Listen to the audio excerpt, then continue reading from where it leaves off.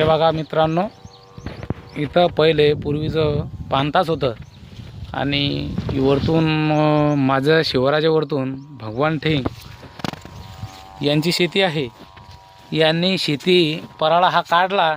पराळा काढल्याच्या नंतर यांनी पानतास पूर्ण बुजवलं. हे बघून घ्या तुम्ही. तर यांचं जे शेतातलं पाणी आहे हे पूर्ण माझ्या शेतात येतं आहे. हे बघा मित्रांनो, मी गौतम अशोक हिवाळे ही माझी शेती आहे आणि ह्या शेतीमध्ये 3 वर्ष झाले भगवान भाऊ ठेंग यांना मी सांगून थकलेलो आहे. हे माझ्या वावरातले पूर्ण गाळ वाहून जात आहे आणि अशा नाल्या पडत आहे. हे बघून घ्या. हे बघून घ्या तुम्ही. हे जर शेतामध्ये जर एवढ्या नाल्या पडल्या आणि माझा गाळ वाहून गेला तर याची नुकसान भरपाई कोण करून देणार? यांनी वरतून शेत काढलेलं आहे.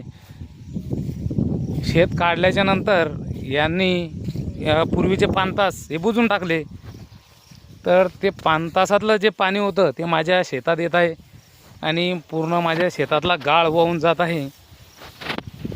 हे बघून घ्या मित्रांनो. माझ्या शेतात अजूनही